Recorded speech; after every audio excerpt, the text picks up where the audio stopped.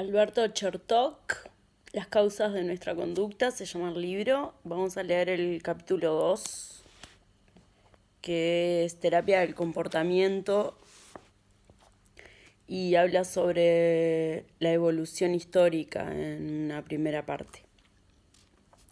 Desde que el hombre es hombre, ha procurado modificar su propia conducta y la de sus semejantes, de modo que, en un sentido estricto, resulta arbitrario situar el comienzo de la terapia de la conducta en un momento determinado de la historia. Pero como disciplina científica aplicada a la comprensión y tratamiento de los problemas psicológicos, el inicio de la terapia conductista se ubica a comienzos de este siglo. Este siglo se refiere al siglo XX. Es costumbre relacionar el nacimiento del conductismo con el nombre de Watson. Watson, que nació en 1878 y se murió en 1958, fue realmente el primer investigador que trabajó en lo que él llamó el conductismo. En el conductismo watsoniano se han distinguido tradicionalmente dos facetas. Por un lado, el llamado conductismo metafísico, que alude a la especial concepción del psiquismo que tenía Watson y que basaba en la negación ontológica de la mente. La mente, decía él, no existe, y toda la actividad humana, incluyendo los pensamientos, emociones y demás fenómenos subjetivos, se puede explicar en términos de movimientos musculares o secreciones glandulares. Por otra parte, Watson negaba el papel de la herencia como determinante del comportamiento. Consideraba que la conducta se adquiere casi exclusivamente por aprendizaje y proponía abandonar la noción de instinto. Recuerden que cuando leemos psicología, esto más que nada se lo digo para los estudiantes, está buenísimo leer todos los autores que podamos, está buenísimo ir a todas las conferencias que podamos, está buenísimo informarnos muchísimo. Pero no tomemos respetemos, pero no tomemos como religión lo que leemos. ¿tá? Tengamos nuestro pensamiento y la capacidad de decir, bueno, yo me quedo con esta partecita de esto. No va a ser bueno para nuestros pacientes que nosotros nos fanaticemos, ¿tá? Sino que, al contrario, podamos ser versátiles, podamos ver las subjetividades, podamos ver caso a caso. Bueno, en este caso, mirá, quizá tomo esto de Watson porque me va a ayudar a tal cosa. En este otro voy a tomar esto de Freud, de Blecher, de quien sea. Leamos críticamente, pero leamos críticamente igual a Isabel Allende, a Agatha Christie, o sea, novelas. Leamos críticamente siempre, siempre, ¿tá? Porque para eso somos singulares y para eso somos diferentes. Seguimos. Entonces,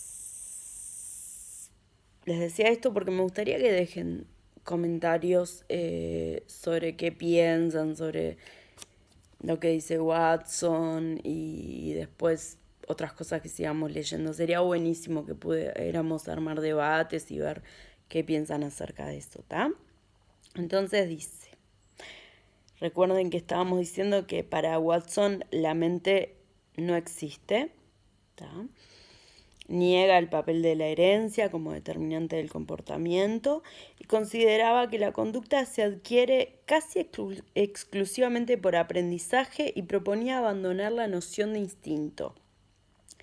El conductismo metafísico como tal hoy no existe más, aunque el conductismo radical de Skinner, si los fanáticos de los Simpsons van a pensar en este momento de Skinner, bueno, continúa negando la existencia de la mente como una entidad no física.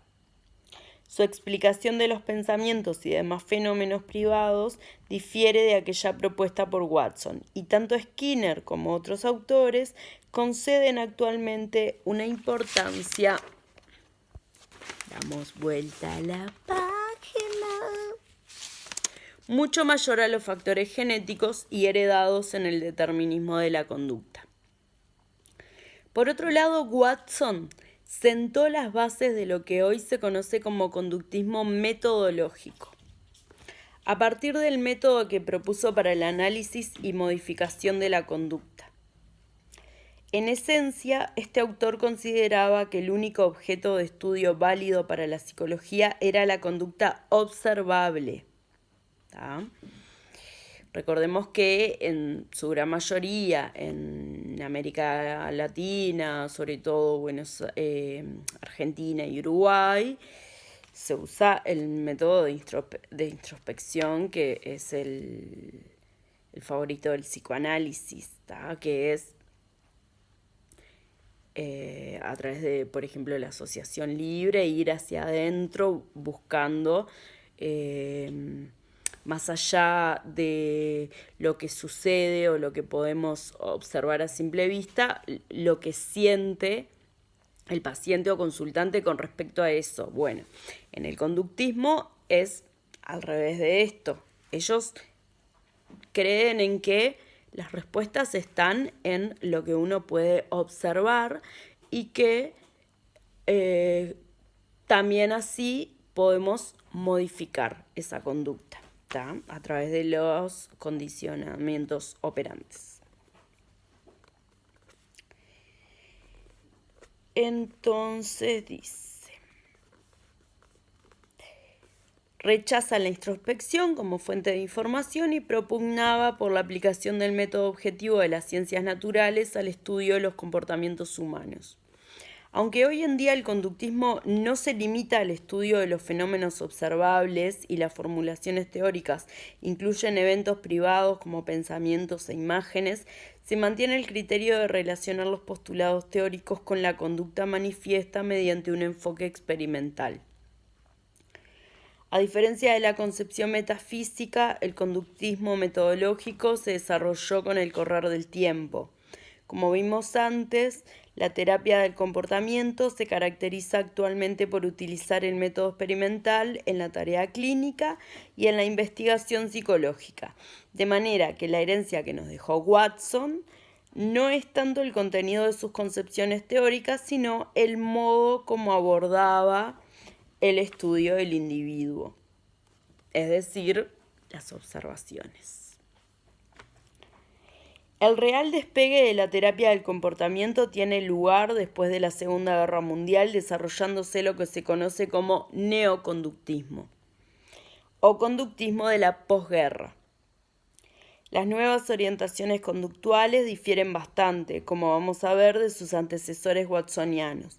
Por otro lado, toman muchos elementos de teóricos del aprendizaje anteriores, como Pavlov, por ejemplo, que realizaron sus trabajos en la primera mitad del siglo XX, ¿no? A partir de la década del 30 tuvo lugar en Estados Unidos el desarrollo del condicionamiento operante, como resultado de los trabajos realizados por Skinner y sus colaboradores. Este autor estudió la adquisición y el mantenimiento de los comportamientos que habitualmente se consideran voluntarios, tales como hablar, moverse, caminar, etc. Partiendo de la experimentación animal, Skinner describió los principios que regulan la instalación y pérdida de este tipo de conductas y dio lugar al paradigma teórico llamado condicionamiento operante o instrumental, de enorme importancia para el desarrollo de la psicología. Veremos este modelo en el próximo capítulo. En la década del 50 surgen en distintos lugares y como fruto del trabajo de investigadores independientes, corrientes de pensamiento que luego confluirán. Una de estas líneas la podemos ubicar en Sudáfrica con los trabajos de Wolpe, quien se manejaba con el modelo del condicionamiento clásico o pavloviano. trabajando primero con gatos y adaptando luego el resultado de sus experiencias a las neurosis humanas. Wolpe demostró cómo podía desaprenderse o inhibirse la ansiedad condicionada. Partiendo de los trabajos de Hull y de los resultados obtenidos con sus propias neurosis experimentales. Estableció el importante principio de la inhibición recíproca. Su libro Psicoterapia por inhibición recíproca, que es de 1958, donde analiza los mecanismos involucrados en el aprendizaje de las fobias y otros fenómenos vinculados al condicionamiento de la ansiedad, constituye uno de los aportes más importantes que ha tenido la terapia del comportamiento. En la misma línea, trabajando desde la perspectiva del condicionamiento clásico, podemos ubicar a Eysenck, un notable teórico que abordó con gran rigor científico el estudio de la personalidad. Desarrollaremos el condicionamiento clásico en el capítulo 4, que obvio se los voy a leer, pero en otro video, así no se les hace larguísimo. Ahí pueden seguirlo a medida que ustedes quieren y van pudiendo. A partir de los años 60, Bandura y Walters describen un modelo de aprendizaje que tiene ya una base mediacional, en tanto el individuo aparece como un intermediario activo entre el estímulo y la respuesta.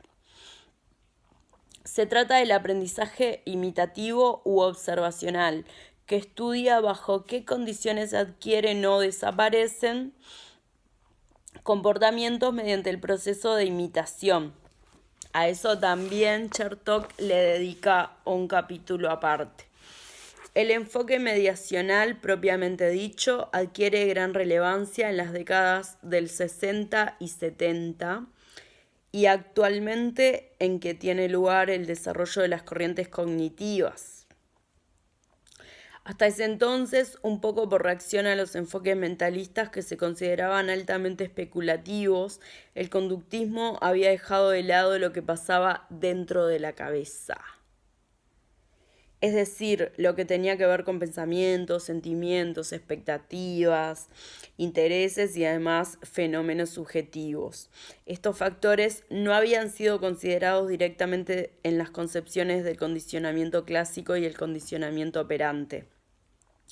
Ahora, a partir de los años 60, varios autores comienzan a trabajar aplicando la metodología conductista a los procesos psicológicos subjetivos de cada uno.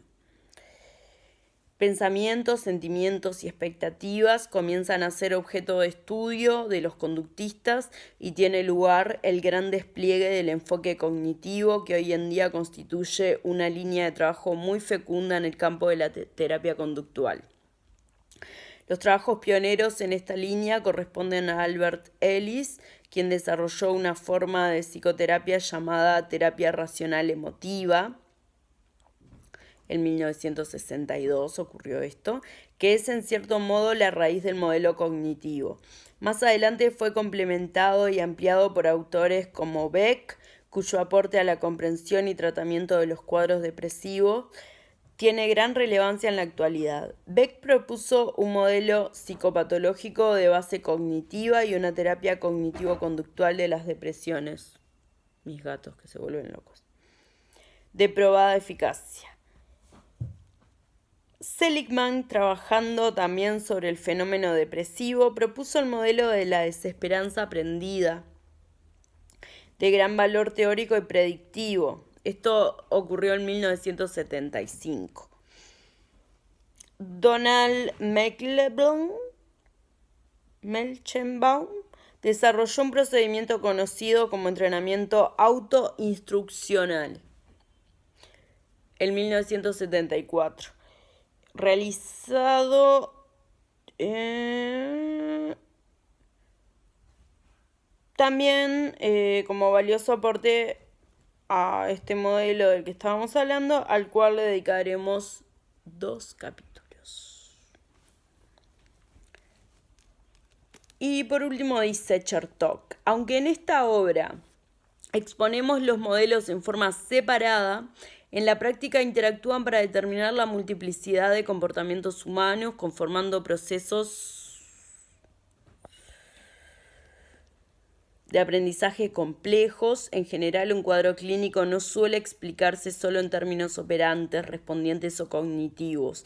Estos procesos se relacionan entre sí en forma recíproca y evolutiva, y las estrategias terapéuticas combinan elementos de los distintos enfoques, pero con fines didácticos y a los efectos de mostrar su evolución histórica, resulta útil presentarlos en forma separada. Bueno, hasta ahí llegamos. En un próximo video les voy a leer el enfoque científico de la modificación de la conducta para seguir un poco dentro de este marco histórico. Recuerden que hablamos sobre, leímos parte del libro de Alberto Chertok, Las causas de nuestra conducta. Soy estudiante de psicología y la idea de estos videos es que en vez de irte a pasear el perro o cocinar brócoli porque te aburriste de leer, pongas un video y escuches, o decís, no, tengo que lavar la ropa, sí o sí, bueno, mientras estés lavando la ropa vas escuchando el video, y así es otra forma de preparar tus exámenes, tus parciales, lo que necesites, informarte, lo que sea. Así que pueden dejarme sugerencias de libros que quieran que de repente les embole, o que les embole leer y prefieran el audiolibro, que quieran darme a conocer también a mí con respecto a los temas que les voy compartiendo. Sugerencias, las que quieran, para ayudarnos entre todos y seguir en esta belleza de profesión.